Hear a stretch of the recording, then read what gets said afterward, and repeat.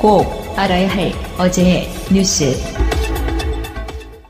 그 어떤 기관도 무소불위의 권력을 행사할 수 없도록 견제장치를 만들겠습니다. 재벌 개혁에도 앞장서겠습니다. 문재인 대통령의 경제 분야 목표 가운데 하나는 재벌 개혁입니다. 경제 민주화를 기치로 내건 정부와 여당은 대기업이 불법 행위를 저지를 경우 얻은 이익보다 더 많은 돈을 물어주도록 하는 징벌적 손해배상제 강화를 서둘렀습니다. 또 대기업이 시장 지배적 지위를 남용하거나 하도급 업체에 불공정한 거래를 강요할 경우 과징금을 더 세게 물리는 법안도 발의했습니다. 갑의 요구도 거절하기 어려운 실정이고 기술을 빼앗기고 나면 단가이나 거래 중단 등의 횡포까지 이어지게 됩니다. 이에 대한 처벌도 솜방망이 수준에 그칠 뿐 아니라 찬성 211인 기권 4인으로서 하도급 거래 공정화에 관한 법률 일부 개정 법률안 대안은 가결되었음을 선포합니다. 공정거래위원회가 우선 입법 대상으로 꼽았던 이 법안들이 올해 마지막 본회의에서 통과되면서 문재인 정부 재벌 개혁의 초석이 마련됐습니다. 식자재는 오해의 소지를 불러올 수 있는 일체의 신인척을 철저히 배제, 공정하고 투명하게 구매하겠습니다. 프랜차이즈 가맹점, 을의 눈물을 닦아줄 법안들도 국회 문턱을 넘었습니다. 본사가 재료비로 폭리를 취하고 탈퇴한 가맹점에 보복 행위를 했던 미스터 피자 사건을 계기로 제재를 강화한 겁니다. 이에 따라 앞으로 본사가 일방적으로 영업지역을 바꾸거나 보복 조치를 할 경우 징벌적 손해배상제가 적용되고 법 위반을 신고한 사람에게는 포상금도 지급됩니다. 다만 회장이 성추행 사건에 연루된 호식이 2마리 치킨 사건처럼 기업 오너의 잘못으로 인해 가맹점주가 피해를 입은 경우 이를 배상하도록 하는 법안은 아직 상임위를 통과하지 못했습니다. 정부와 여당은 내년에는 상법 개정 등을 통해서 대기업의 지배구조 개선에도 나설 계획입니다. 하지만 올해 통과된 법안들은 여야의 이견이 크지 않았던 반면 남은 과제들은 간극을 좁히기 힘든 것들이 많아서 경제 민주화를 실현하기까지는 험난한 가시밭길이 예상됩니다. 아랍에미리트가 군사지원 약속을 지키라고 우리 정부를 압박했다는 주장이 제기됐습니다.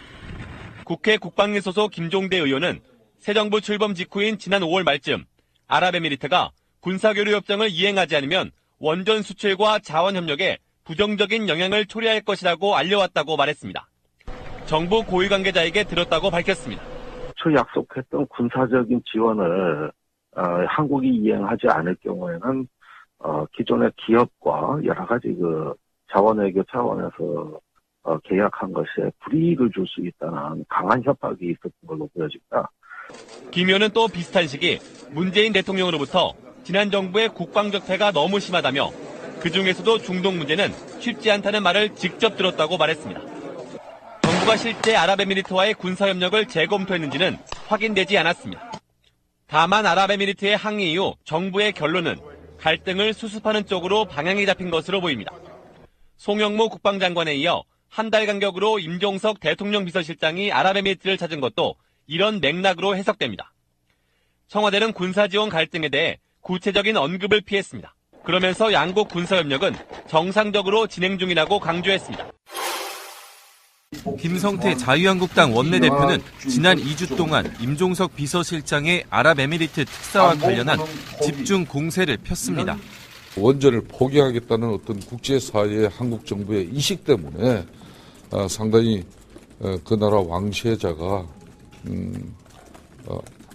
아주 위험한 판단까지 하고 있다는. 그때마다 청와대와 여권은 근거 없는 소문만으로 정치 공세를 편다고 맞섰지만 국회에서 또 청와대 앞에서 의혹 제기를 이어갔습니다. 하지만 어제부터 기류가 확 달라졌습니다. 이명박 정부의 원전 관련 이면 계약 의혹을 박근혜 정부가 조사하려 했다는 정황이 공개된 뒤부터입니다. 임종석 비서실장 어떻게 소환 좀 하실 건지. 이제 한 해 마무리하고 새해 맞이하면서 분열과 갈등, 대립, 반목보다는. 홍준표 대표 역시 더 팩트를 확인한 뒤에 하기로 했다며 한 발 물러섰습니다. 열흘 넘게 이어졌던 비판 논평도 어젠 나오지 않았습니다. 안녕하세요. 반갑습니다. 배우 권혜호입니다. 여러분들 이주 노동자라는 말 많이 들어보셨죠? 네, 예전에는 외국인 노동자 이렇게 불렀죠. 사장님 나빠요. 우리가 그런 개그 프로에서 그런 장면을 봤던 것이 벌써 10수년 전 일입니다. 그리고 이제 그들을 우리 사회의 구성을 받아들인다는 의미에서 우리는 이주 노동자라고 부르고 있습니다. 그럼에도 불구하고 제도적으로 정서적으로 그들을 우리 사회 구성원을 어떻게 받아들일까에 대해서는 많은 고민을 필요로 하고 있습니다. 저희 이주노동 희망센터에서는 그 방법을 좀 더 바깥에서 찾아보고자 합니다. 바로 이주노동자 현지의 아이들에게 공부할 권리, 펜을 쥐어주는 일입니다. 이 일에는 여러분들의 정말 많은 관심과 참여가 필요합니다. 이주노동 희망센터에 여러분들이 희망이 되어주시기 바랍니다. 고맙습니다. 방송 중간에 좋아요를 눌러주시면 새날팀들에게 큰 힘이 됩니다. 미리 감사합니다. 소유 방송 출연자들의 평균 연령은 26세입니다. 청년들의 목소리를 들어보자는 의도로 기획된 방송입니다.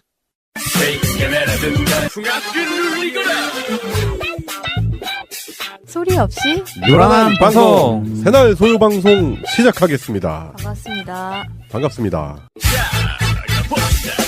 송병호님 반갑습니다. 네, 반갑습니다. 네, 이 작가님 나오셨고요. 네, 반갑습니다. 네, 오늘 양세병님은 가족여행 관계로. 아, 좋겠다. 네, 멀리 중국 가셨죠? 네. 부럽네요. 북경 가셨다고 했는데. 네. 북경오리 유명하잖아요. 그렇죠. 북경오리. 그래요. 양세병님처럼 이렇게 여행 가시는 분도 많고, 이제 연말이다 보니까 그 연휴가 생겼잖아요. 우리 토, 일, 월 이렇게 쉬시는 분이 많다 보니까 여기저기 여행 가시는 분들이 많은 것 같더라고요. 가족여행도 많이 가시고, 뭐 뜻깊게 각자 있는 위치에서 이제 올 한 해를 보내고 새해를 맞이하시는 조촐한 행사들, 가족 행사들 그런 게 참 많은 것 같은데, 일단 올 한 해 어땠었는지 그런 얘기를 해보고 싶은데, 송병호님은 올 한 해 어떠셨나요? 여러 가지 바뀐 게 많이 있죠. 나라를 대하는 마음이 일단은 많이 바뀌었고요. 네. 완전 바닥을 치던 내구심이 조금 생겼다. 그 정도. 제 개인적으로는 제일 다사다난했던 해가 아닌가. 그런 생각이 드네요. 다시는 이런 해가 다시 오지 않았으면 좋겠다는. 그래요?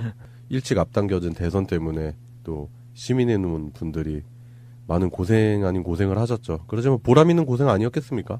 뭐 그렇다고 생각합니다. 정권 교체가 되면서 많은 분들의 보이지 않는 노력들, 역사잖아요, 역사. 그런 일들이 헛되지 않게 우리가 앞으로 또 해야 될 일에 대해서 또 한번 생각을 해봐야 되는 시기인 것 같아요. 네, 그래요. 송병호님 그러셨고. 이 작가님은 올 한 해 어떠셨나요? 올 한 해는 유독 약간 떠나보낸 것들이 좀 있어서. 그래요? 네, 좀 이렇게 덜어내는 한 해였던 것 같네요. 네. 그냥 그중 한 가지만 말씀드리자면 이제 졸업을 앞두고 있고요. 네. 그렇죠. 이제 졸업이네요. 네. 그렇습니다. 사회로의 첫발. 학교에 있을 때보다는 졸업을 하면 좀 더 삭막한 느낌이 들 수도 있을 거예요. 친구들이랑 얘기하면서 가장 많이 느끼는 게 이제 소속감을 어디에서 찾아야 되나 이런 것들이라서 네, 저도 여실히 체감을 하고 있습니다. 네, 그래요. 뭐 2018년도에는 사회인으로서 네, 첫 발을 내디디시는데 어떤 분야가 됐든 실패를 하지 마세요 이런 말씀 드리고 싶지 않고 하여튼 그 분야에서 좀 건승하셨으면 좋겠다 그런 생각 드네요. 종민님 한 해를 한번 물어봐야겠네요. 그렇죠. 그동안 소외됐었던. 맞아. 네. 제가 챙기겠습니다. 감사합니다. 저 같은 경우는 좀 남다른 한 해였어요. 고향 같은 동네에서 이제 새로운 동네로 이사도 했고, 그리고 뭐 직장도 이직했고요. 새로운 일을 또 다시 시작을 하게 됐고, 많은 실패도 하게 되지만 대신 많은 또 성취감도 많이 느끼고 있고요, 현재. 그리고 저 같은 경우는 이제 한 4년 전에 사업을 대판 말아먹어가지고 그때 당시에 신용등급도 한 10등급까지 떨어졌었고 그러다 보니까 이제 무리하게 돈을 끌어 쓰다가 사기도 좀 당하고요. 그리고 나서 신용이 많이 떨어지다 보니까 대출도 잘 안 되고 뭐 돈이 급했을 때 많이 좀 버거웠었던 부분이 한 4년 동안 있었는데 지금 신용도 10등급에서 그때 시작을 했는데 지금 1등급 나오고 있고요. 직장도 어느 정도 안정돼 있다 보니까 그런 부분도 괜찮고 정권 교체가 되면서부터 저도 개인적으로 잘 되고 있어서 운대를 같이 하고 있지 않나 그런 생각도 들고요.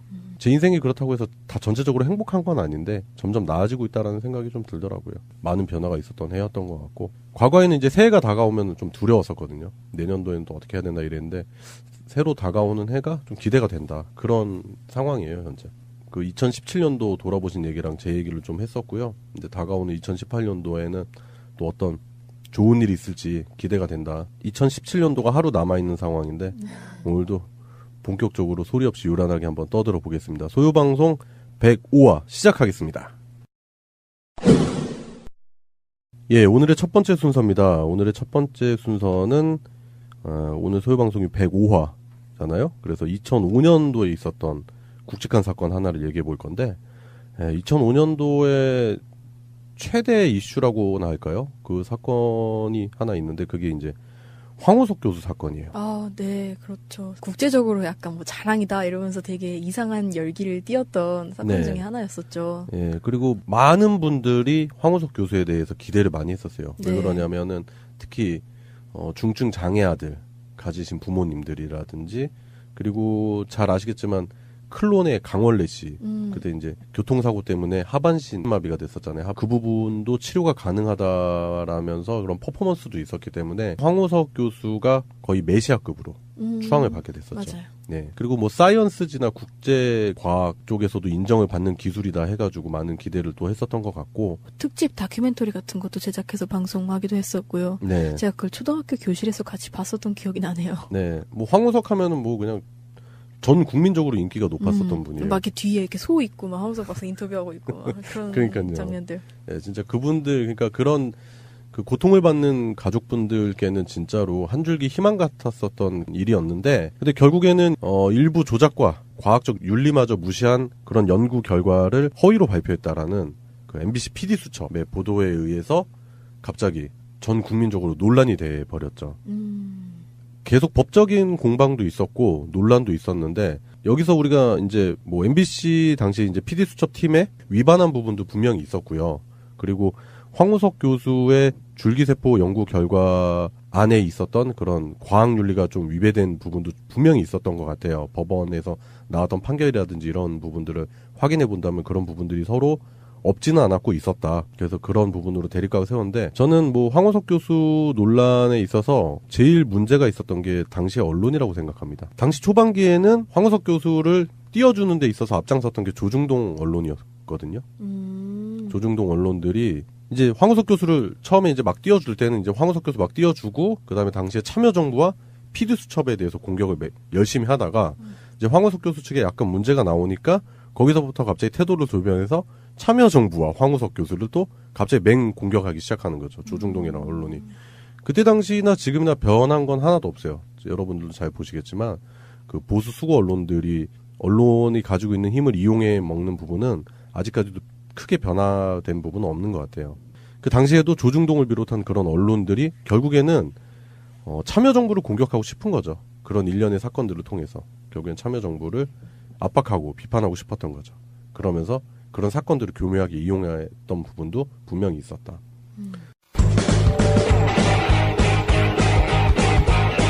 제도로서의 민주주의가 흔들리고 구타는 일은 이제 없습니다. 민주주의가 밥이고 밥이 민주주의가 되어야 합니다. 지금 아직까지도 황우석 교수에 관한 논란은 뭐 일각에서는 그 부분에 관해서 아직도 갑론을박이 진행이 되고 있는 걸로 알고 있습니다. 그래서 황우석 교수가 잘못되지 않았다 뭐 이렇게 말씀하시는 분도 계시고 아니다 황우석 교수의 연구는 다 조작이고 가짜다 이렇게 주장하시는 분들도 계신 걸로 알고 있습니다. 결론적으로만 보면은 굉장히 과학 기술에 관심이 많으셔요. 네. 다른 나라에 비해서 다른 나라 사람들은 그냥 관심 있지 않은 사람이 되게 많거든요. 근데 우리나라 사람들이 유독 이제 연구 윤리라든가 네. 과학 기술에 대해서 굉장히 폭넓은 지식을 갖추고 관심을 갖게 된 계기가 되지 않았나 그런 생각을 하고요. 네.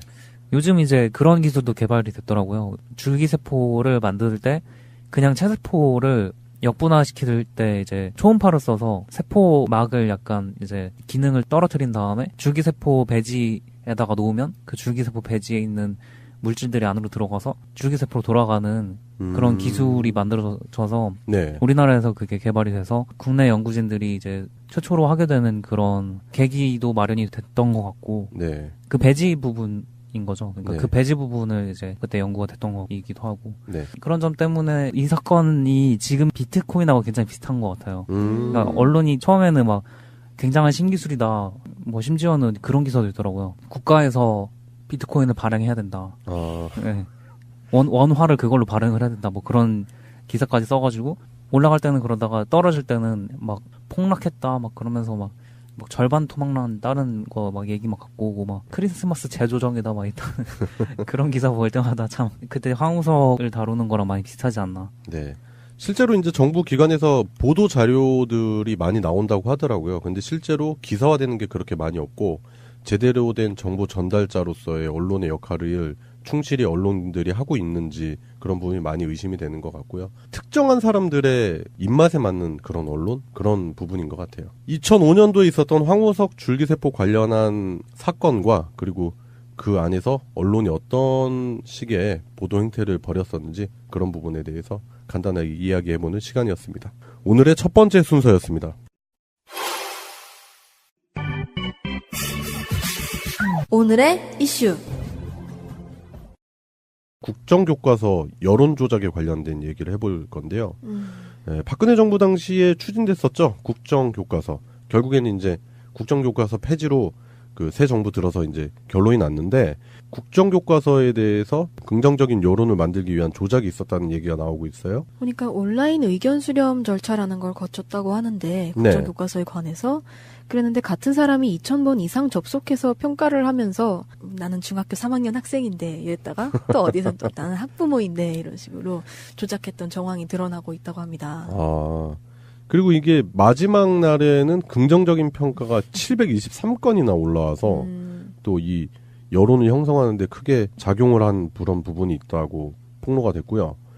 이게 이제 국회 교육문화체육관광위원회 소속 김병욱 더불어민주당 의원이 교육부와 국사편찬위원회로부터 제출받은 자료를 토대로 당시 이제 결과를 보면은 긍정적인 평가가 911건 그리고 부정적인 평가가 229건 그래서 훨씬 더 많은 국민이 국정교과서를 찬성하고 있는 것 같은 모습을 보여준 거죠. 서버를 만드는 입장에서는 네. 되게 이런 일이 어이가 없는 게 IP를 원래 알아내는 게 어렵지가 않아요. 서버 입장에서는. 네. 그러니까 이런 서비스를 열어서 의견을 받을 때 로그인 절차 없이 그냥 받은 거잖아요. 네. 그럼 커멘트를 남길 때 그 커멘트를 쓴 사람이 어떤 IP로 접속했는지 기록을 남기는 게 모든 웹서버에는 다 그 기능이 있어요. 가장 기본적으로 구현이 이미 돼 있는 거라서 네. 그냥 갖다 쓰기만 하면 되는 거거든요.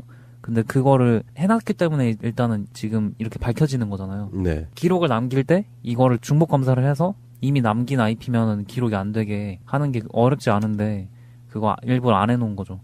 일부러 안 해놓고 누군가가 이제 조작을 할 수 있도록 열어놓은 허술한 거고요. 예, 일부러 허술하게 만든 네. 의혹이 있을 수 있겠네요. 네. 그럴 수밖에 없는 게 이게 이제 그 여론조사 의견 수렴 마지막 날 전까지만 해도 온라인상에서는 이제 국정교과서를 반대하는 의견이 되게 많았었는데 네. 마지막 날에만 723건의 긍정적인 평가가 올라오면서 결과가 뒤집힌 거거든요.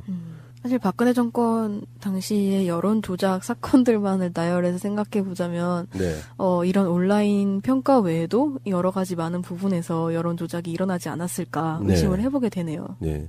실제로 뚜껑을 열어본 국정교과서 자체가 매우 허술하게 역사에 대한 왜곡하는 부분까지 이렇게 보여주는 그런 모습을 보였기 때문에 실제로 그 국정교과서 자체가 실행되려고 했을 때 수많은 학부모님들과 그다음에 학생들의 반대 그리고 일선 교사들의 반대에 부딪히게 된 거죠. 누가 1,000번, 2,000번씩이나 들락날락 하면서 예. 했을지 참 궁금하네요. 자원봉사는 아닐 것 같고. 그렇죠. 이런 부분에 대한 수사가 또 필요한 거죠. 그게 하루에 뭐 1,000번 들어가서 이름하고 내용으로 남기는 게 손으로 했다면 그것도 좀 대단하지만은 그런 알바를 풀어서 했다면은 뭔가 돈이라든가 인력을 끌어오는 데에서 어느 정도 능력이 있는 사람이기 때문에 일반인이 쉽게 하진 못하겠죠. 그 최근에 그 옵션 열기라는 댓글 부대 예. 정황에 대해서 이제 네네네, 많이 맞아요. 얘기를 하셨잖아요. 예. 어디선가 댓글을 지령처럼 이제 뿌려주는 프로그램이 있어서 그 사이트에 들어가서 거기서 그걸 복사를 해가지고 네. 그 댓글창에다 붙여놓고서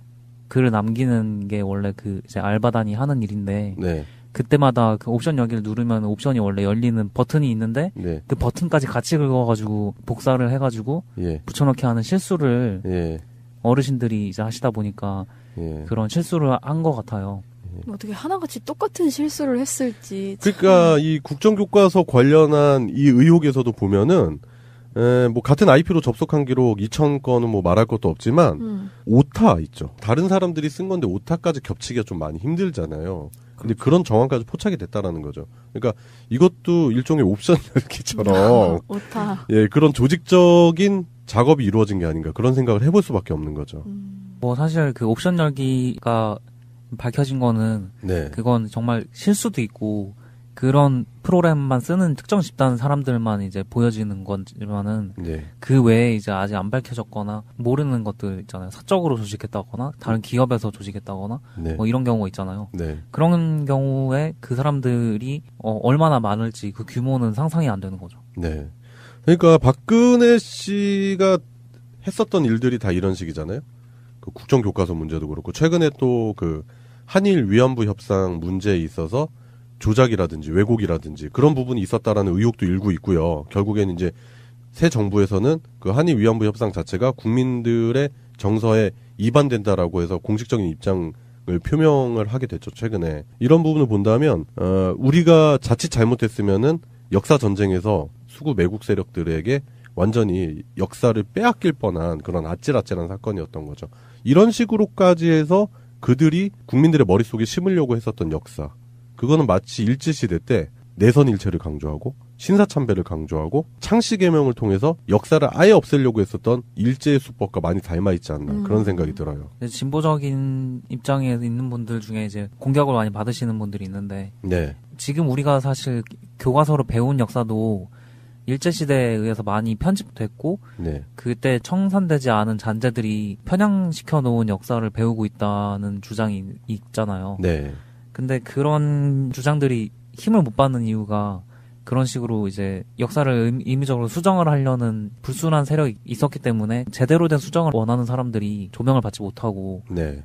제대로 된 연구를 할 수 없는 그런 토대가 돼버려서 네. 굉장히 안타깝죠. 적폐를 청산하게 되면 그런 게 개선이 되고 제대로 된 역사를 다시 발굴을 해내는 풍토가 돼야지 될 거라고 생각하는 게 중국이 끊임없이 이제 동북공정을 통해서 역사를 또 많이 수정을 하고 있잖아요. 네. 그런 것들에 대항해서 막아내야 되고 사실 옛날에는 중국이 막 전쟁을 하면 우리나라 막 쳐들어오고 막 그러잖아요. 네. 그러면 그걸 뭐 우리나라는 반격을 하기도 하고 뭐 그런 식으로 뭐 수천 년 동안 막아냈잖아요. 네. 근데 그런 역사를 지금은 사실 정보를 통한 그런 전쟁이 다시 일어나고 있는 것 같다는 생각이 들어요. 고대사라든지 이런 부분도 다시금 한번 제대로 연구하고 그걸 또 정부에서 지원해서 그런 역사를 다시 찾아가는 것도 되게 중요하다고 생각을 해요. 그리고 실제로 일제시대 때 당시 일본이 자행했었던 그런 역사 왜곡들이 엄청나잖아요. 유물까지 파손시키고 문화재 다 빼돌려 가져가고 그런 상황이기 때문에 앞으로 그 역사를 다시 되찾는 일에 대해서도 새로운 정부가 많은 관심을 가져줬으면 하는 그런 바람이 들어요. 일본이 그렇게 가리고 싶어 했었던 역사가 과연 무엇이었을까요? 그게 되게 궁금하더라고요. 뭐 묘비를 쪼아가지고 글씨를 없애버리는 그런 야비한 수법까지 동원하면서 자기네들이 가리고 싶었던 우리의 역사는 무엇이었을까? 그런 생각도 들고 반성 없는 일본 정부와 한일 위안부 협상을 했었던 박근혜 정부의 수준, 속내 그런 부분도 많은 궁금증을 자아내는 거죠. 저는 일본이 그 제국주의 시기에 들어서서 네. 그런 식으로 비석을 쫀다거나 뭐 저희 산에다가 말뚝을 꽂는다거나 뭐 이런 짓을 했던 것들이 전부 네. 어떻게 보면은 자기 역사의 상에서 뭔가를 지워내기 위해서보다는 써내기 위해서라고 생각을 했었어요. 그래요? 아직도 일본에서는 특히 이제 그 신사 이름 야스쿠니 신사에 네. 가면은 전쟁박물관이 있어요. 근데 전쟁박물관의 전체적인 기조가 어떻냐면 다시는 지지 말자인 거예요. 그러면서 왜 미국한테 그렇게 굽신굽신하지? 당연히 미국이 일본의 재기에 도움을 크게 줬으니까요. 우리를 수단으로 삼아서. 그러면서 또 지면 안 된다 그러고? 네, 그 전쟁에서 지지 말자라는 그런 기조가 되게 강하게 남아있어요. 그러니까 아직도 일본은 그런 거에 대한 향수가 많이 남아있는 사람들이 있는 것 같더라고요. 네. 당시에 막 되게 식민지도 만들고 막 경제는 부흥하고 러시아에서 돈 떼오고 막 이런 거 있잖아요. 네. 네. 그런 데서 되게 많은 만족감을 느꼈던 것 같아서 계속 그 제국으로서의 일본이라는 정체성을 계속 강조하고 싶어서 가장 뭐라고 할까 식민지로서의 대표지였던 조선 땅에 네. 그래서 그런 식으로 역사를 쓰려고 했던 게 아니었나 싶더라고요. 근데 되게 그게 위험한 지점인 게 지금도 헌법을 수정하려고 하고 있고 계속 그런 움직임을 보이고 있잖아요. 뭐 네. 자위대에서 뭐 해외 파병이라든지. 네, 해외 파병이라든가 그런 점들이 그러니까 아직도 그거에 대한 향수가 남아 있는 것 같아요. 그래서 그 지점을 되게 조심해야 될 것 같다는 생각이 들더라고요. 그건 좀 헐리우드에서 나오는 영화들도 좀 문제라고 생각하는 게 그런 장면들이 많아졌어요. 좀 불편한 장면인데 미국이랑 일본이 공동으로 무슨 작전을 수행한다든지 미국과 일본이 되게 돈독한 그런 모습을 보여주는 영화 장면들이 꽤 나오더라고요.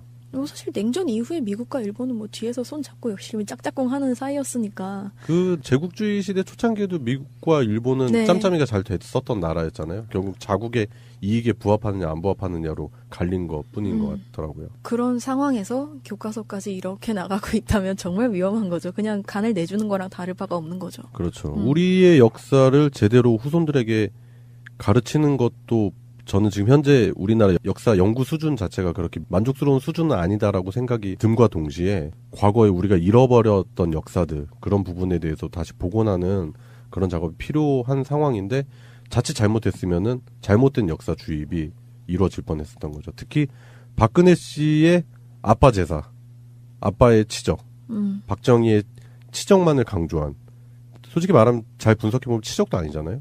네, 그런 부분만을 강조했었던 그런 국정교과서를 채택하기 위해서 결국에는 이런 의견 수렴 과정에 있어서 조작이 있었다라는 게 포착이 된 거죠. 그래요. 오늘의 이슈 첫 번째는 국정교과서 관련한 얘기를 해봤는데 정말 이것도 어떻게 보면은 촛불 시민이 지켜낸 하나의 쾌거라고 생각을 해요. 국정교과서 저지도 분명히 우리 촛불 시민들이 광장에서 목 놓아 부르짖었던 그런 부분이었었잖아요. 그렇기 때문에 자칫 잘못했다가는 우리 후손에게 현재 자라나는 학생들에게 잘못된 역사를 인식시킬 수 있었던 그런 부분이 충분히 있었다. 그런 생각이 드네요. 예, 그래요. 오늘의 첫 번째 이슈였습니다.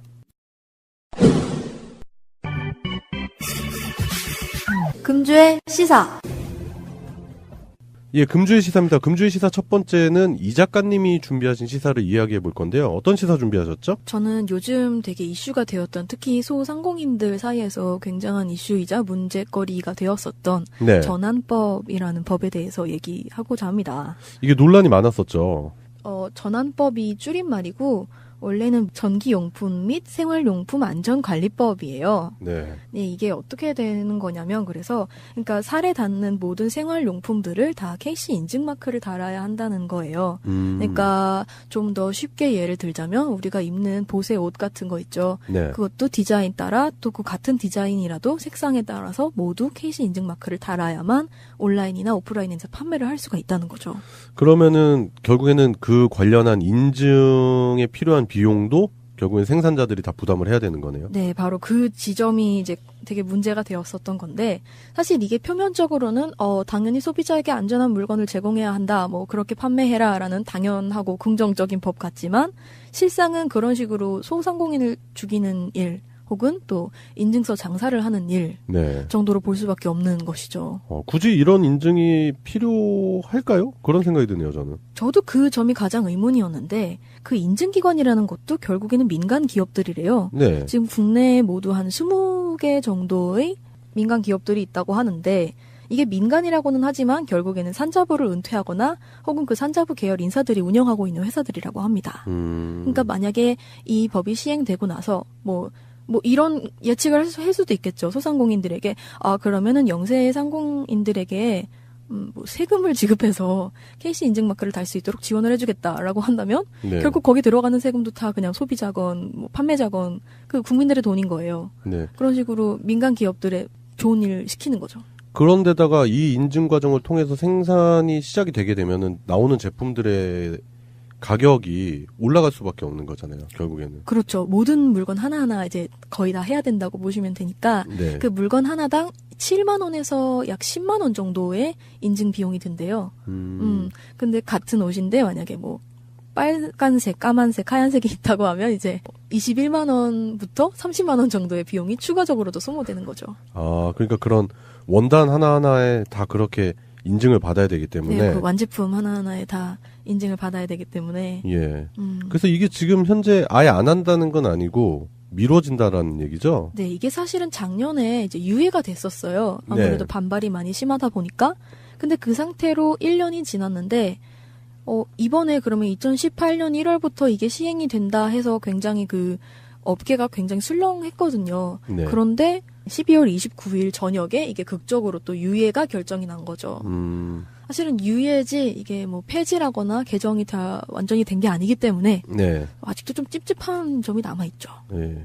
그러니까 이게 결국에는 이제 소상공인들 입장에서는 엄청나게 부담되는 일이고 결국에는 이걸 통해서 실제적으로 소비자들도 가격 상승에 대한 부담을 같이 느껴야 되는 부분이 생길 수 있겠네요. 그렇죠. 사실 이제 전환법 개정 대책위원회라는 게 있어요. 거기에 회장이 박중현 회장이라는 분이 계시는데 그분에 의하면 공식 추산으로는 한 100만 소상공인들이 다 피해를 입을 것이다. 휴업하거나 폐업하거나 큰 부담을 떠안거나 그리고 구매하는 소비자 입장에서 당연히 상식 밖의 부담을 떠안을 수밖에 없고요. 그렇게 생각해보자면 뭐 100만이 아니라 거의 모든 국민이 다 해당이 되지 않을까 싶은데. 그렇죠. 네. 그런 인증이라든지 이런 부분이 필요한 부분이 분명히 있어요. 있기는 산업 안전 기준이라든지 이런 부분에 있어서. 근데 지금 현재 시행하려고 했었던 전환법 같은 경우에는 과연 이것이 진정 필요한 인증인가라는 그런 의구심으로부터 시작이 되겠네요. 그렇죠. 제가 이거에 대해서 관심을 갖게 된 게 그 제 친구 중에 하나가 네. 가까운 친구 중에 하나가 귀걸이 같은 거 액세서리류를 만드는데 소질이 좀 있대요. 네. 그래가지고 이제 지켜보고 있었는데 갑자기 이 얘기를 꺼내더라고요. 그래서 같이 오늘 동대문을 같이 가봤어요.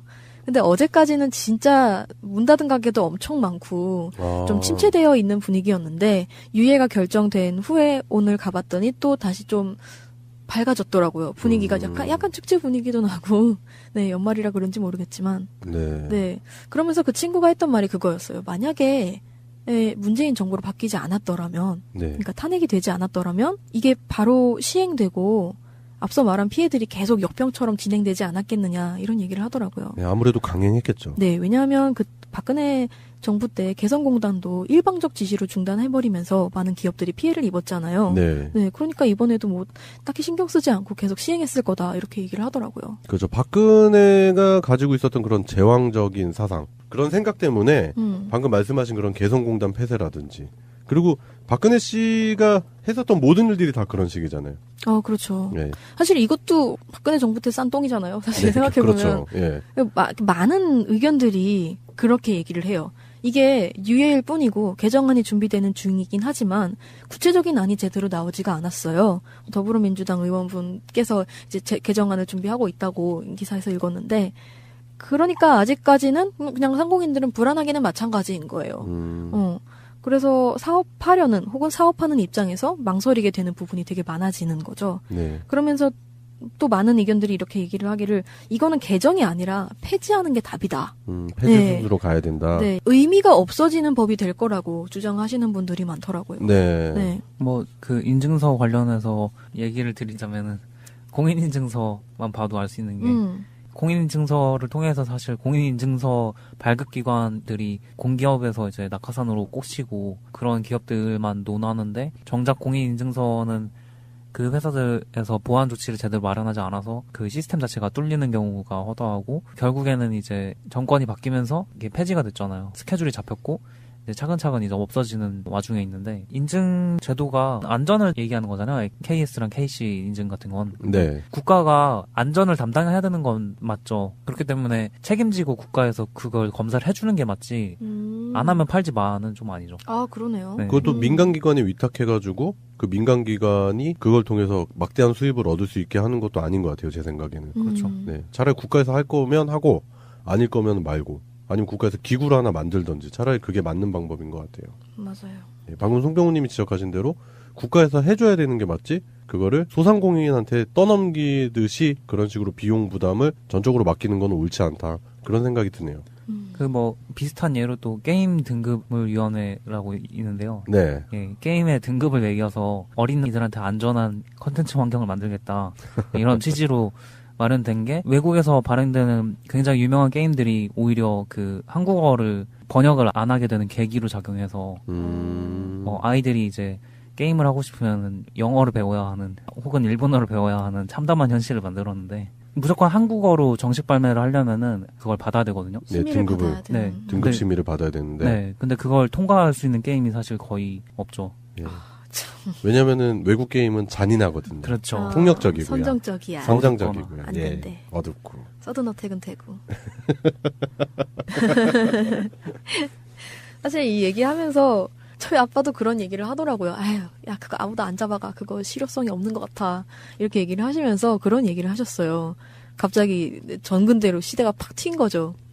사실 세종대왕이 토지세 개혁을 하잖아요. 네. 근데 그 토지세 개혁을 할 때 정말 굉장한 시간과 노력을 들여서 했대요. 한 30여 년 정도 걸려서 토지세 개혁을 완성을 했다고 해요. 그래서 네. 뭐 직접 농사도 짓고 뭐 이거는 왕의 뭐 기본적인 덕목이긴 하지만 네. 직접 농사도 짓고 대신들 불러가지고 어떻게 했느냐 이렇게 얘기도 물어보고 심지어 백성들한테도 막 의견을 물어보고 그런 과정을 통해서 정말 현실적이고 정말 구체적이고 그리고 이렇게 반영이 많이 되어 있는 그러니까 많은 사람들의 의견이 많이 반영이 되어 있는 그런 법을 이렇게 개정하는데 그런 과정을 거쳤다는 거죠. 근데 지금 전근대만도 못하는 레벨로 일을 처리하고 있는 거예요. 예, 그렇기 때문에 이 법 자체에 대한 실효성 논란이 다시 한번 좀 토론이라든지 그런 부분을 통해서 다시 한번 그 국민적인 이슈로 부각이 돼야 될 필요도 있을 것 같고요. 네. 그리고 국회라든지 관련 기관에서는 이 법에 대한 근본적인 그런 검토가 필요할 것 같아요. 네, 근본적인 검토가 필요할 것 같고 만약에 정말 안전 인증 같은 게 필요하다면 아까 말씀하셨던 것처럼 그거는 국가에서 책임져야 할 일이라고 생각이 드네요. 네, 예, 그래요. 전환법이 2019년까지 유예가 된 상황인데 그러면서 관련한 법안이 전환법 자체가 필요한지 안 필요한지에 대한 그 실효성 논란도 같이 제기가 되고 있는 상황인 것 같아요. 근데 이제 소상공인 입장에서는 엄청나게 부담스러운 일이기 때문에 반대를 할 거고, 그리고 국회에서는 뭐 이걸 어떤 식으로 개정안을 낼지도 주목이 되는데 그 개정안에 따라서 또 논란의 소지가 있는 그런 법인 것 같네요. 예, 그래요. 금주의 시사 첫 번째였습니다.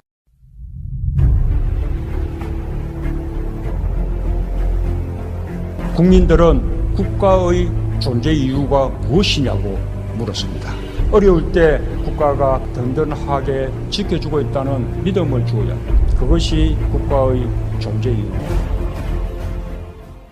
예, 금주 시사 두 번째는 송병훈 님이 준비하신 시사인데요. 어떤 시사 준비하셨죠? 미국에서 이제 최근 벌어진 무비 패스 대란이라는 걸 소개를 시켜드리려고 합니다. 무비 패스요? 네.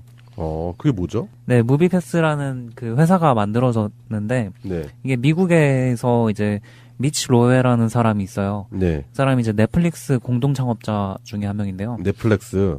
네. 예. 넷플릭스는 또 잘 아실 거예요. 뭐 옥자라든가 네. 그런 걸 통해서 우리 국민들도 많이 이제 아실 텐데 좀 많이 친근해졌죠. 네. 예. 스트리밍 서비스잖아요. 네. 그래서 영화나 드라마, TV 드라마를 인터넷 스트리밍으로 보는 그런 서비스죠. 그 회사의 공동 창업자가 이 무비패스라는 회사를 만들어서 가입자를 받았는데, 그러니까 역대 인터넷 서비스 중에서 가장 최단 기간 가장 최다 사용자가 몰려드는 엄청난 그 기록을 이제 이뤘어요. 이게 그러니까 월 정액 제도를 통해서 영화를 마음껏 볼 수 있는 그런 메리트가 있네요. 와, 이거 되게 좋다. 저도 하고 싶어요. 약간. 그러니까 기존에는 우리가 영화 한 편을 보려면 그 한 편당 가격이 있잖아요. 네. 그리고 나서 지나서 이제 뭐 VOD 서비스?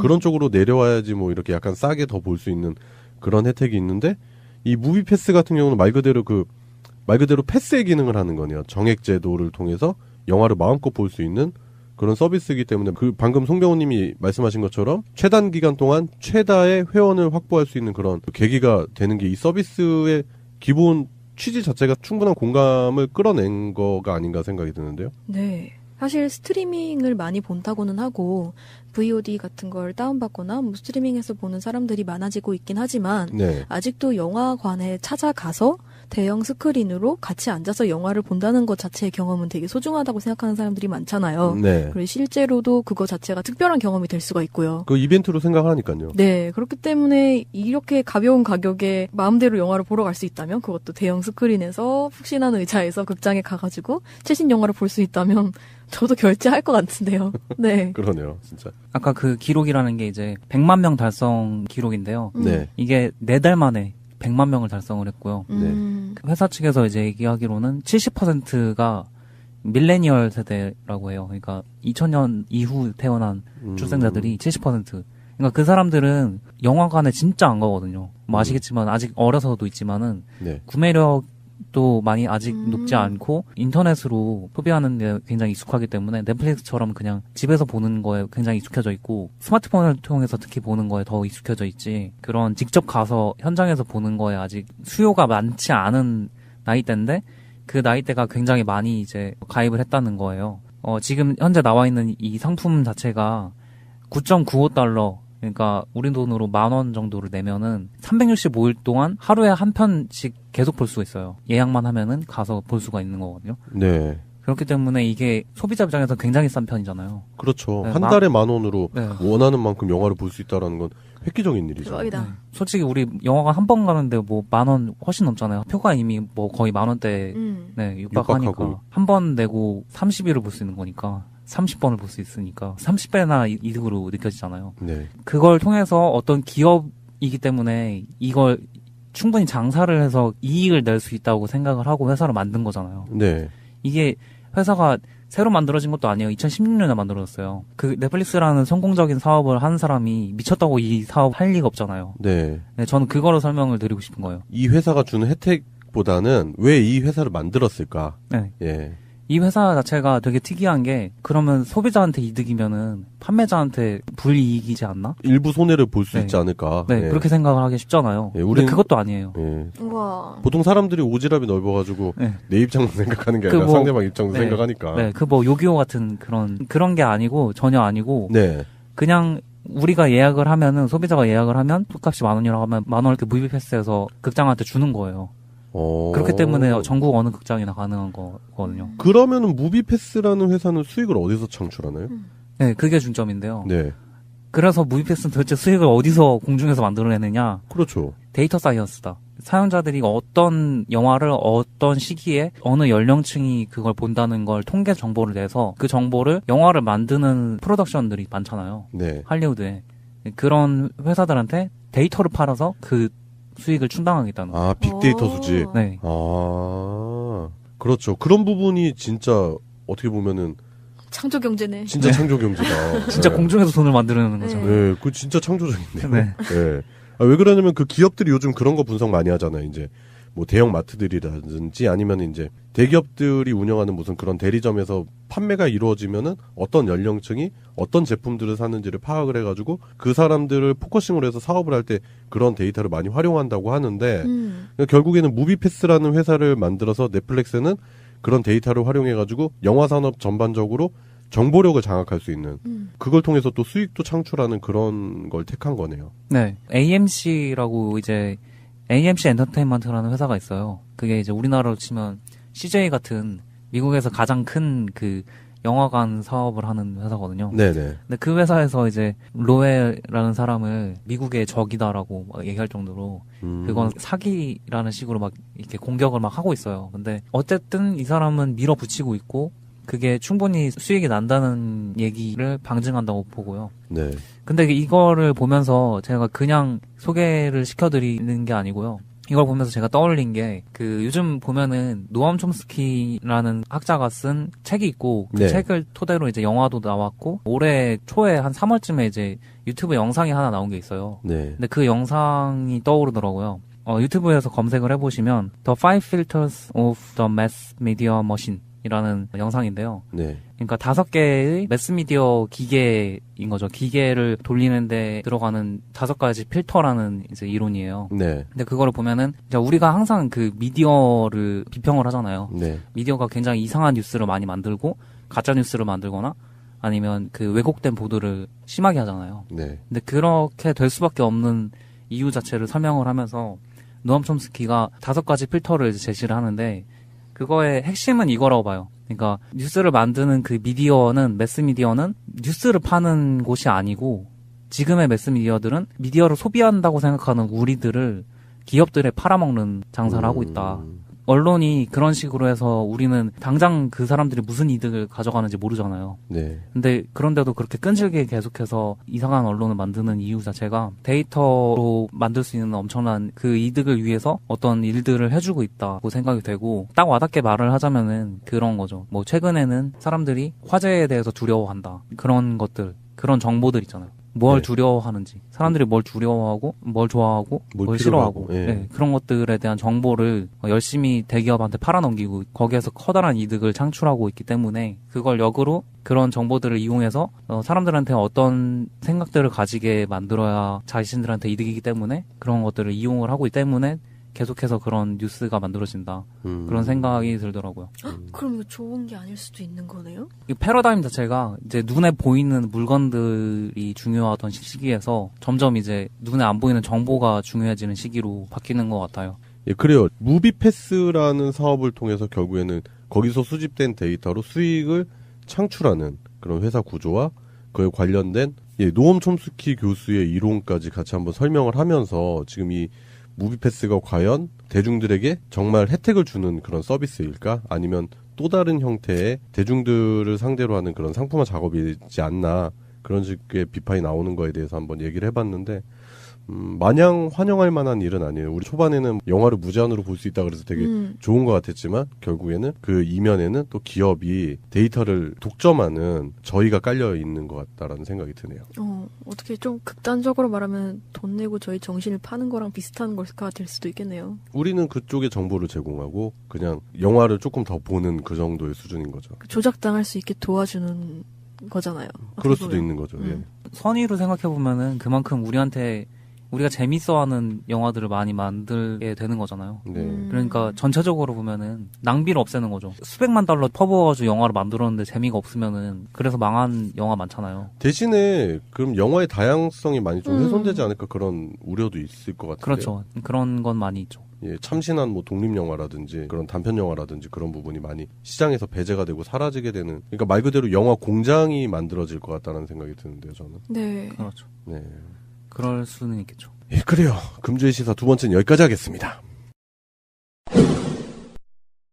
예, 금주의 시사 세 번째는 제가 준비한 시사인데요. 이순신 종가에서 난중일기 전시 중단을 요구했다고 합니다. 그래서 난중일기의 전시가 중단된다고 하고요. 종가에서 주장하는 게 박정희 현판 치워라 요구하고 있다고 합니다. 현충사에 보면은 박정희가 쓴 현판 있잖아요. 네. 그거를 이제 걸어놓은 거잖아요. 그게 원래는 그 조선 숙종임금의 현판이 걸려 있었던 거를 그 현충사를 재조성하는 과정에 있어서 박정희가 멋대로 그 현판을 띄고 자신이 쓴 현판을 걸어놓은 데서부터 문제가 시작이 되는 거네요. 그럼 그 숙종임금의 사익 현판은 대체 어디로 간 거죠? 지금 그래서 이제 그 종가에서 문화재청에다 요구를 했는데 아직까지 정확한 답변은 나오지 않고 있대요.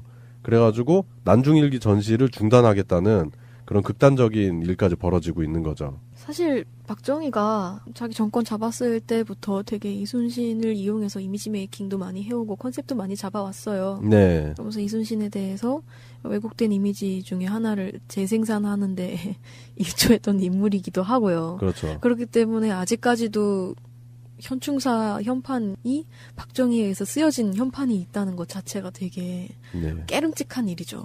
그 현충사가 그때 그러니까 박정희 정권 때부터 많이 부각이 되고 그 마치 진짜 명소처럼 이렇게 완전히 재단장이 되면서부터 많은 주목을 받고 사람들이 또 찾아가게 되잖아요. 그러니까 박정희가 이순신에게 왜 이렇게 집착을 했는지 그런 부분에 대한 궁금증, 그런 부분도 좀 생각을 해봐야 될 것 같아요. 심지어 그 미국인이 이순신을 주인공으로 한 만화를 그려가지고 대박을 쳤어요.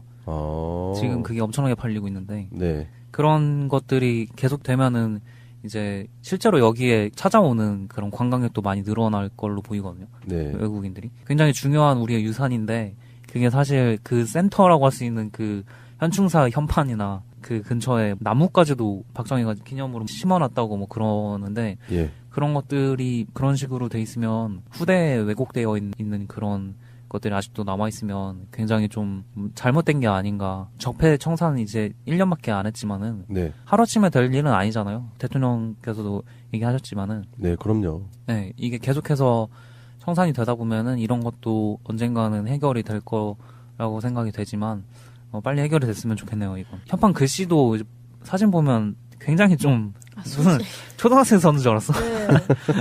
좀 그렇지 않아요? 차라리 그냥 저기 한글로 이렇게 대형 출력을 해가지고 걸어놓는 게 훨씬 더 그러니까. 깔끔하지 않겠나 싶을 이거 정도로. 너무 깡냉이 같은 글씨를 썼고 나가지고. 딱 보면 그 느낌. 현충사. 역시 현충사. 현충사. 딱 그런 느낌이고, 그리고 방금 송병호님이 말씀하셨던 그 박정희가 현수했다고 하는 소나무도 일본을 상징하는 금송이래요. 씨. 그 우리나라 소나무랑 좀 다른 게 이 금송 같은 경우에는 그 가지가 사방으로 너무 많이 뻗어가지고 좀 난잡한 모습을 보이고 있고, 우리나라 이제 금강송이라든지 이런 거 보면 이제 쭉쭉 곧게 뻗은 게 좀 특징인데, 지금 관련 자료나 이런 걸 보면은 박정희가 현수했다는 금송도 문화재청에다 항의를 했는데 문화재청이 지금 방치를 해놨다. 그런 부분에 대해서도 종가에서 불만이 많다고 하네요. 다른 사람 집에다가 막 대문에 걸려있는 현판 떼고 막 자기 현판 걸고 네. 그 집 안에 막 나무 막 자기가 만들어 갖다 심고 막 그러면 그거를 좋아할 사람이 누가 있어요? 이게 마치 일제가 우리의 국권을 침탈한 거랑 똑같은 그런 양상으로 벌어진 일이잖아요. 그렇죠. 그 진짜로 자기랑은 하도 상관없는데 자기가 마음에 든다고 해가지고 그 집에 들어가서 현판 떼고 지 멋대로 자기 기념식수 심고 지 멋대로 거기를 관광지로 만들어버리고, 그런 거 보면은 이게 박정희가 가지고 있는 그런 사상 자체가 일본인이구나. 많이 닮아 있다. 네. 네. 일본 제국주의의 그런 허수아비다. 그런 망령이다. 이렇게 생각할 수 있는 것 같아요. 또 사실은 약간 벗어나서 얘기를 하자면 광화문에 이순신 동상이 있죠. 네. 그것도 되게 논란이 많더라고요. 그 갑옷 양식 자체가 그 당시 중국식이다. 예, 조선 수군이 입었던 그 갑옷이 아니다. 그리고 예. 칼집에 들어있는 칼을 오른손에 지금 들고 계신데 네. 그럼 왼손으로 뽑아야 되나요, 칼을? 그래서 이순신 장군이 왼손잡이였냐라는 뜬금없는 논란이 벌어지기도 하고. 네. 그리고 칼 모양 자체도 조선 검의 그런 모양이 아니다라는 네. 논란도 분명히 있었고요. 거의 일본도에 가까운 형태다라고 얘기를 했었고요. 네, 그렇죠. 심지어 영정과도 좀 다른 얼굴을 하고 있다고 합니다. 네. 네. 그래서 일본식이 아니냐라는, 중국식이 아니냐라는 논란이 많죠. 예, 결국 새 정부는 아빠가 싼 똥도 치워야 되고 딸이 싼 똥도 치워야 되고 아주 그냥 부녀가 아주 우리나라 역사를 아주 개판으로 만들어놨어요.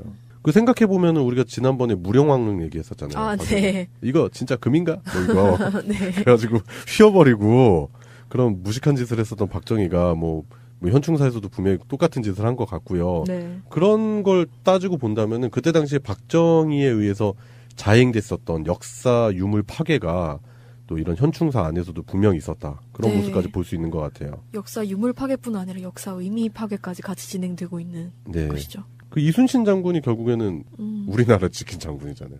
그렇잖아요. 근데 그걸 지가 왜 갖다 써? 그러니까 일본이. 자기가 멋대로, 그러니까 그 박정희의 의도는 그런 의미를 훼손하려고 하는 그런 의도도 좀 보이는 것 같아요. 이게 박정희의 단독적인 생각이 아니라 박정희가 사랑하는 조국, 당시에 그 일본 정부에 의해서 약간 그런 조언도 있지 않았겠을까 하는 그런 저는 추측도 해볼 수 있다고 봐요. 그래요? 네, 금송을 심는다든지 그런 행위들 있잖아요. 그렇잖아요. 그런 것도 그렇고. 그러네. 예, 숙종대왕 현판을 띄고 거기다가 굳이 잘 쓰지도 않은 현충사 이 간판을 건 것, 자기가 쓴 그 현판을 달았다는 것도 그 가치를 떨어뜨리게 만드는 그런 모습. 그리고 그렇게 왜곡된 장소에 뭐 초임군 장교라든지 경찰 간부들을 꼭 한 번씩은 들르게끔 만드는 그런 퍼포먼스까지 벌이면서, 그러니까 역사적 자긍심 자체를 떨어뜨리려고 하는 그런 의도도 있지 않았겠나 하는 생각이 들어요. 의도는 확실히 잘 모르겠지만 사실 박정희가 이순신 장군을 이용했던 행위들이나 그런 모양을 봤을 때는, 모습을 봤을 때는 꼭 일제강점기 때 네. 그거 있잖아요. 무슨 당쟁이 심해가지고 네. 조선이 망했다더니, 그러니까 똑같은 역사적 사실의 일부를 들고 와서 그걸 아전인수격으로 이용하는 그런 행태, 왜곡하는, 결국엔 왜곡하는 행태, 그런 게 되게 비슷하더라고요. 그게 바로 역사 왜곡이죠. 네. 그래요. 지금 이순신 종가 측에서는 그래서 결국에는 숙종 임금의 사액 현판을 달지 않으면 난중일기 전시를 중단하겠다라고 해서 다음 달부터는 결국에는 난중일기 사본으로 전시를 하는 그런 해프닝이 벌어지게 됐네요. 네. 예, 그래요. 이게 좀 바로 잡혀야 되는 부분이 충분히 있는 것 같고요. 이 부분에 대해서 문화재청에서 좀 성의 있는 답변 내지는 성의 있는 대응을 해야 될 것 같다는 생각이 듭니다. 그 역사적 가치가 있잖아요. 네. 그게 사실은 그냥 일기라고 생각하기 쉬운데 사실은 그게 굉장히 중요한 역사적 가치가 더 있을 수도 있다고 그런 얘기가 있더라고요. 왜냐면은 그게 전쟁 중에 누가 일기를 쓴다는 게 네. 사실 쉽지가 않잖아요. 네. 근데 그걸 쓸 수 있었던 것도 굉장히 대단한 거고 그걸 통해서 알아낼 수 있는 유추해 볼 수 있는 다른 많은 것들이 있대요. 네. 조직이 이제 잘 갖춰져 있어서 직접 관리하거나 하는데 많이 시간을 안 써도 일기를 쓸 정도의 충분한 시간을 낼 수 있는 그런 체계가 이미 갖춰져 있었다는 거라든가 네. 그런 것들 때문에 우리가 그냥 흔히 드라마에서 그려지는 식의 그런 시스템이 아니고 뭔가 좀 더 체계적인 군 시스템이 있었던 거에 대한 증거가 아니냐 뭐 이런 얘기가 있던데 그런 것들 때문에 그 역사 재조명에 대한 거랑 좀 연결이 되는 것 같아요. 네. 이순신 종가의 주장 박정희 헌판 치워라에 관련된 얘기를 해봤습니다. 대한민국 완전한 대한민국 문재인과 손잡고 다시 하나 되는 우리 대한민국. 자, 2017년도 마지막 방송이네요. 다들 한 해 동안 우리 패널분들 고생 많으셨습니다. 이 작가님 고생 많으셨고요. 송병호님도 고생 많으셨습니다. 조미님도 고생 많으셨습니다. 네, 고생 좀 더 해야 됩니다. 그리고 2018년도가 이제 얼마 남지 않았는데 우리 다가오는 2018년도에도 뭐 언제나 그랬듯이 소리 없이 요란하게 떠들어 보겠습니다. 예, 애청자 여러분 새해 복 많이 받으시길 바라겠습니다. 네, 새해 복 많이 받으세요. 새해 복 많이 받으십시오. 예, 감사합니다. 감사합니다. 끝까지 합시다. 타이틀 음악, 디템포, 편집, 최정민. 꼭 알아야 할 어제의 뉴스. 그 어떤 기관도 무소불위의 권력을 행사할 수 없도록 견제장치를 만들겠습니다. 재벌 개혁에도 앞장서겠습니다. 문재인 대통령의 경제 분야 목표 가운데 하나는 재벌 개혁입니다. 경제 민주화를 기치로 내건 정부와 여당은 대기업이 불법 행위를 저지를 경우 얻은 이익보다 더 많은 돈을 물어주도록 하는 징벌적 손해배상제 강화를 서둘렀습니다. 또 대기업이 시장 지배적 지위를 남용하거나 하도급 업체에 불공정한 거래를 강요할 경우 과징금을 더 세게 물리는 법안도 발의했습니다. 갑의 요구도 거절하기 어려운 실정이고 기술을 빼앗기고 나면 단가이나 거래 중단 등의 횡포까지 이어지게 됩니다. 이에 대한 처벌도 솜방망이 수준에 그칠 뿐 아니라 찬성 211인 기권 4인으로서 하도급 거래 공정화에 관한 법률 일부 개정 법률안 대안은 가결되었음을 선포합니다. 공정거래위원회가 우선 입법 대상으로 꼽았던 이 법안들이 올해 마지막 본회의에서 통과되면서 문재인 정부 재벌개혁의 초석이 마련됐습니다. 식자재는 오해의 소지를 불러올 수 있는 일체의 신인척을 철저히 배제, 공정하고 투명하게 구매하겠습니다. 프랜차이즈 가맹점, 을의 눈물을 닦아줄 법안들도 국회 문턱을 넘었습니다. 본사가 재료비로 폭리를 취하고 탈퇴한 가맹점에 보복 행위를 했던 미스터 피자 사건을 계기로 제재를 강화한 겁니다. 이에 따라 앞으로 본사가 일방적으로 영업지역을 바꾸거나 보복 조치를 할 경우 징벌적 손해배상제가 적용되고 법 위반을 신고한 사람에게는 포상금도 지급됩니다. 다만 회장이 성추행 사건에 연루된 호식이 2마리 치킨 사건처럼 기업 오너의 잘못으로 인해 가맹점주가 피해를 입은 경우 이를 배상하도록 하는 법안은 아직 상임위를 통과하지 못했습니다. 정부와 여당은 내년에는 상법 개정 등을 통해서 대기업의 지배구조 개선에도 나설 계획입니다. 하지만 올해 통과된 법안들은 여야의 이견이 크지 않았던 반면 남은 과제들은 간극을 좁히기 힘든 것들이 많아서 경제 민주화를 실현하기까지는 험난한 가시밭길이 예상됩니다. 아랍에미리트가 군사지원 약속을 지키라고 우리 정부를 압박했다는 주장이 제기됐습니다. 국회 국방위 소속 김종대 의원은 새 정부 출범 직후인 지난 5월 말쯤 아랍에미리트가 군사교류 협정을 이행하지 않으면 원전 수출과 자원 협력에 부정적인 영향을 초래할 것이라고 알려왔다고 말했습니다. 정부 고위 관계자에게 들었다고 밝혔습니다. 약속했던 군사적인 지원을 한국이 이행하지 않을 경우에는 기존의 기업과 여러 가지 자원외교 차원에서 계약한 것에 불이익을 줄 수 있다는 강한 협박이 있었던 걸로 보여집니다. 김 의원은 또 비슷한 시기 문재인 대통령으로부터 지난 정부의 국방적폐가 너무 심하다며 그중에서도 중동 문제는 쉽지 않다는 말을 직접 들었다고 말했습니다. 정부가 실제 아랍에미리트와의 군사협력을 재검토했는지는 확인되지 않았습니다. 다만 아랍에미리트의 항의 이후 정부의 결론은 갈등을 수습하는 쪽으로 방향이 잡힌 것으로 보입니다. 송영무 국방장관에 이어 한 달 간격으로 임종석 대통령 비서실장이 아랍에미리트를 찾은 것도 이런 맥락으로 해석됩니다.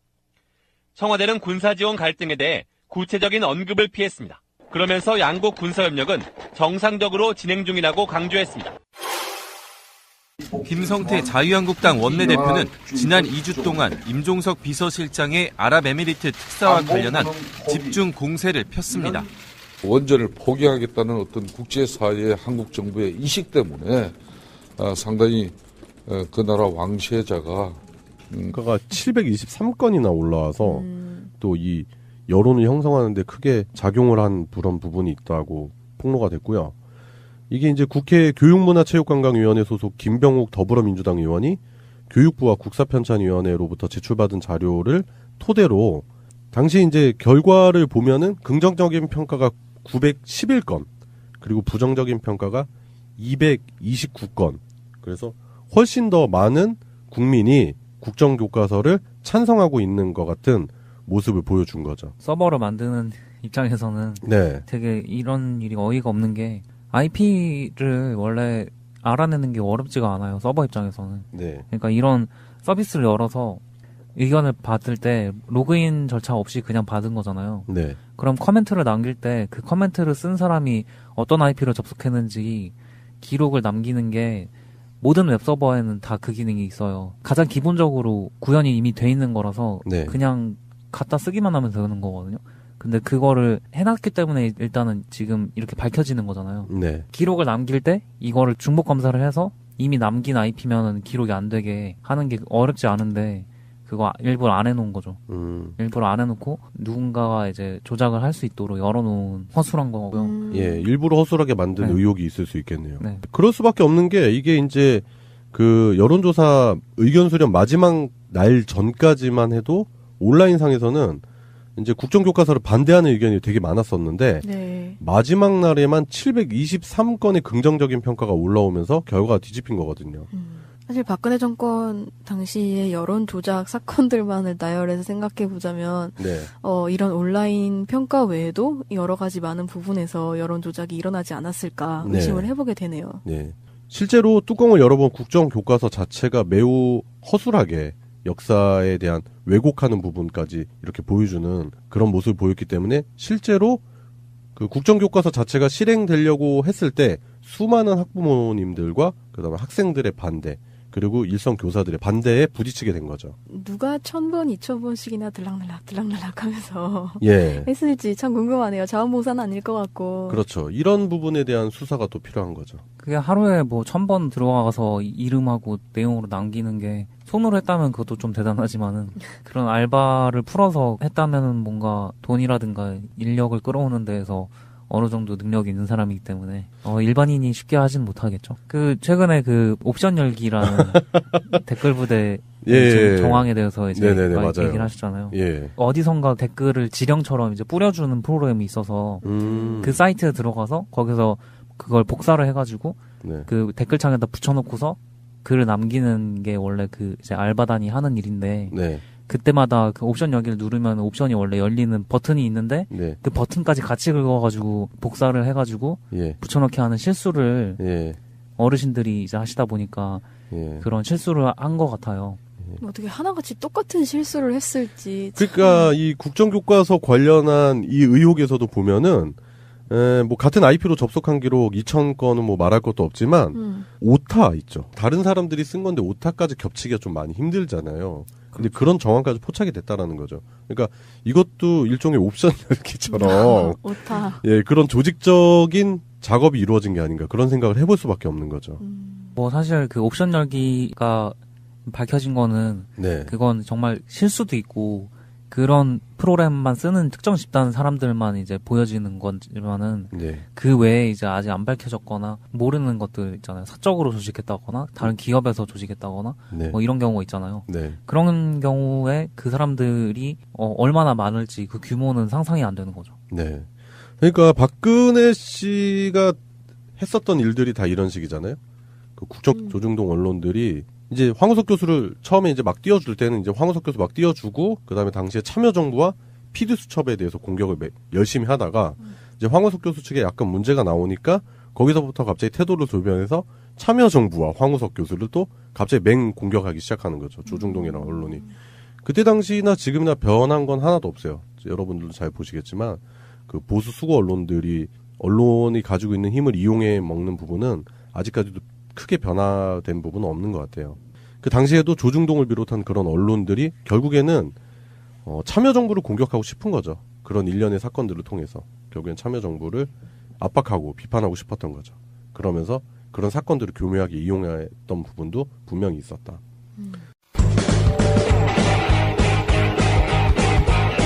제도로서의 민주주의가 흔들리고 구타는 일은 이제 없습니다. 민주주의가 밥이고 밥이 민주주의가 되어야 합니다.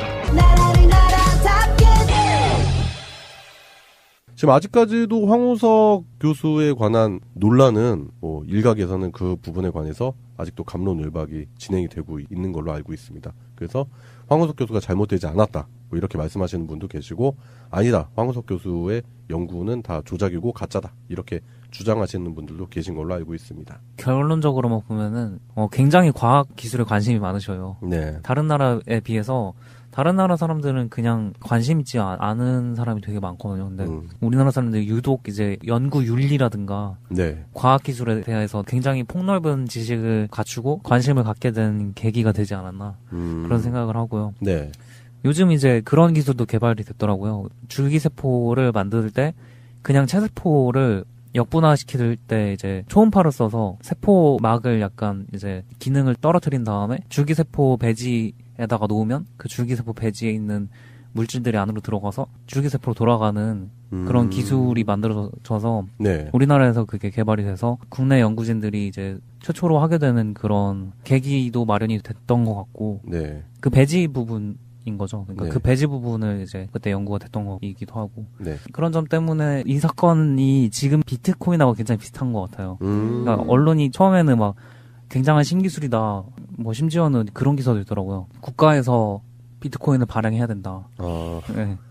원화를 그걸로 발행을 해야 된다. 뭐 그런 기사까지 써가지고 올라갈 때는 그러다가 떨어질 때는 막 폭락했다. 막 그러면서 막 절반 토막난 다른 거 막 얘기 막 갖고 오고 막 크리스마스 재조정이다 막 있다는 그런 기사 볼 때마다 참 그때 황우석을 다루는 거랑 많이 비슷하지 않나. 네. 실제로 이제 정부 기관에서 보도 자료들이 많이 나온다고 하더라고요. 근데 실제로 기사화되는 게 그렇게 많이 없고 제대로 된 정보 전달자로서의 언론의 역할을 충실히 언론들이 하고 있는지 그런 부분이 많이 의심이 되는 것 같고요. 특정한 사람들의 입맛에 맞는 그런 언론? 그런 부분인 것 같아요. 2005년도에 있었던 황우석 줄기세포 관련한 사건과 그리고 그 안에서 언론이 어떤 식의 보도 행태를 벌였었는지 그런 부분에 대해서 간단하게 이야기해보는 시간이었습니다. 오늘의 첫 번째 순서였습니다. 오늘의 이슈. 국정교과서 여론조작에 관련된 얘기를 해볼 건데요.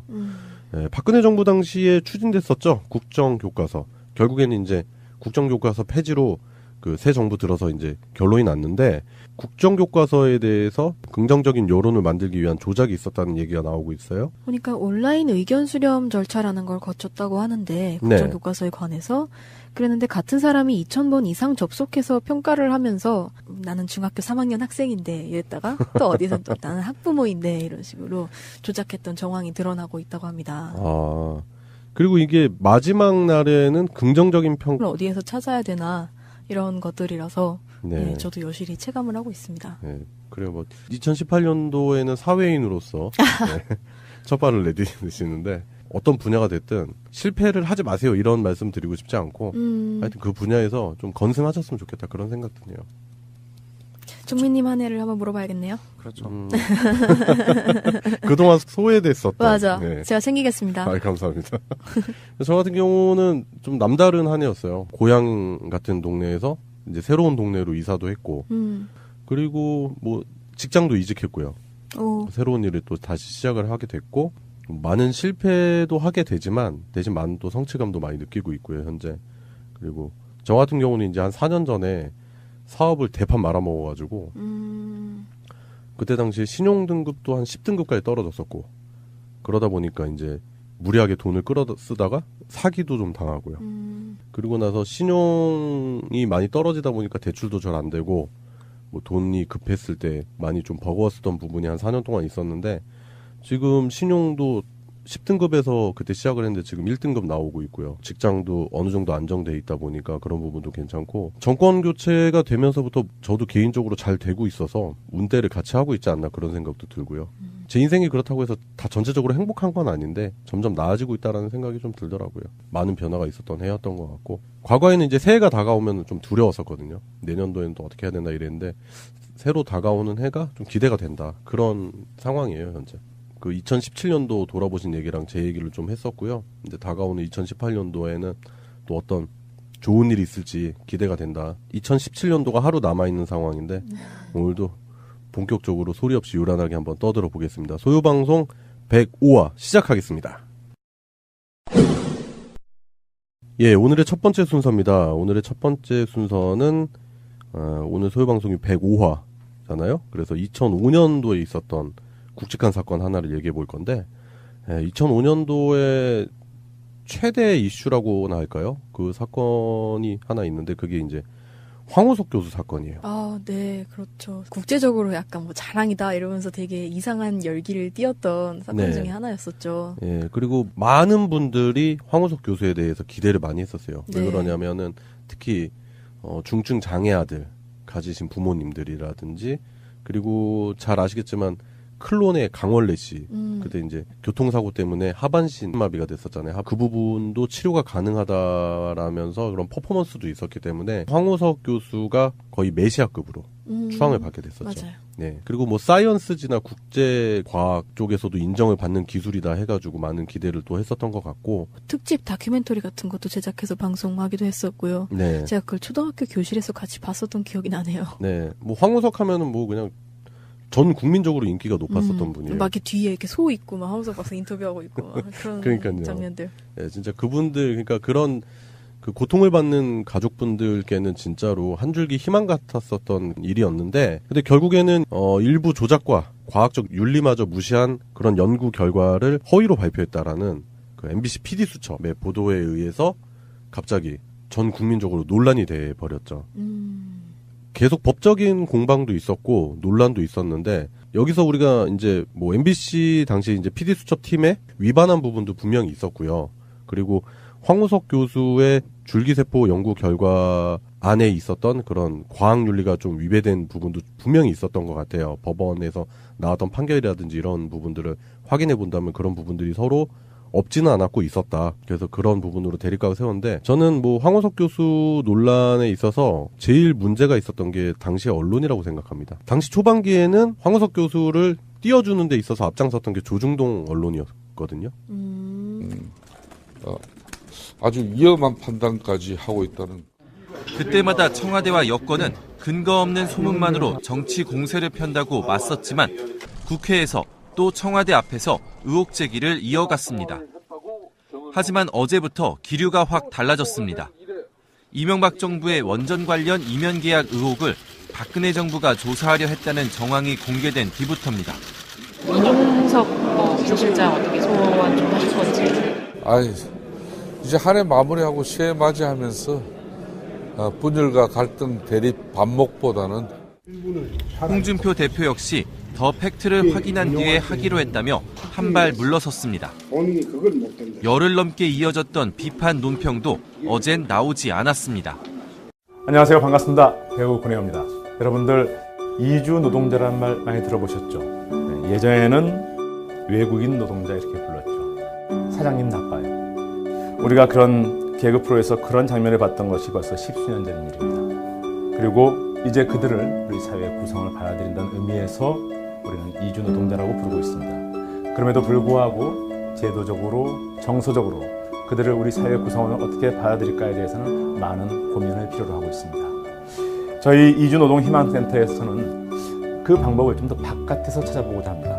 바로 이주 노동자 현지의 아이들에게 공부할 권리, 펜을 쥐어주는 일입니다. 이 일에는 여러분들의 정말 많은 관심과 참여가 필요합니다. 이주 노동 희망센터에 여러분들이 희망이 되어주시기 바랍니다. 고맙습니다. 방송 중간에 좋아요를 눌러주시면 새날팀들에게 큰 힘이 됩니다. 미리 감사합니다. 소요 방송 출연자들의 평균 연령은 26세입니다.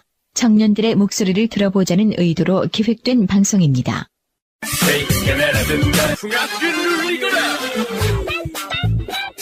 소리 없이 요란한 방송 새날 소요 방송 시작하겠습니다. 반갑습니다. 반갑습니다.